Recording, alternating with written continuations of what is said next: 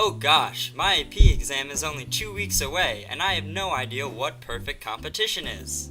Hey Dave, it's me, Matt, the voice inside your head. Can I do anything to help? Gee, Matt, you sure could. What is perfect competition anyways? That's a great question, Dave. The characteristics of perfectly competitive market structure are many small producers who create identical products, free entry and exit, price-taking firms, zero economic profit in the long run, maximum profit when marginal revenue equals marginal cost, and allocative and productive efficiency. Allocative efficiency means there's no deadweight loss, and productive efficiency means operating at the lowest cost. Good golly gosh, Matt. Perfect competition sure sounds complicated. How can you fit that all on one graph?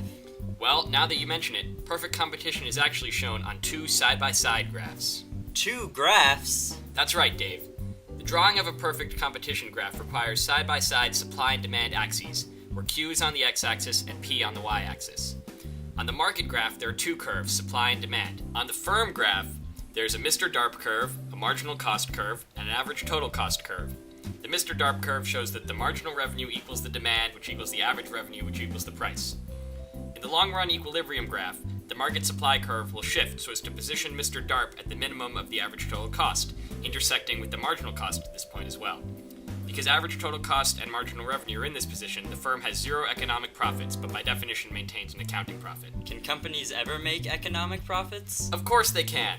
When the average total cost is below the price at the quantity as seen in this graph, the firm is making profit. Since companies are profiting, firms will enter the market, which will shift the market supply to the right until the intersection of price occurs at the average total cost minimum, and as always at marginal revenue and marginal cost. This is the long-run zero economic position. And I bet that a firm operating at a loss is the exact opposite. Wow, Dave, you're pretty smart. When the average total cost is above the price at the firm's quantity, as seen in this graph, the firm is operating at a loss. Since the firms are operating at a loss, they will exit the market, which will shift the market supply to the left until the intersection of the price occurs at the minimum of the average total cost curve. This is, again, the long-run zero economic profit position. But Matt, how do firms know how much to produce and what price to sell at? Well, Dave, the market quantity is determined by the intersection of supply and demand on the market graph, as is the market price, which is carried over to the firms. Firm quantities are determined by the intersection of the marginal revenue and marginal cost curves.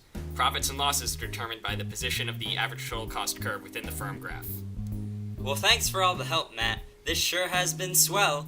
I'm going to ace that test for sure now. Whoa, hold on there, Dave. There's still one last thing we need to learn. The final part of perfect competition is the short-run shutdown position. In this position, the average variable cost curve is above the price at the quantity, and therefore variable costs are not recouped and the firm should shut down operation immediately. Phew. Well, that sure was a lot to learn. Thanks for all your help, disembodied voice. Anytime, and good luck on your exam.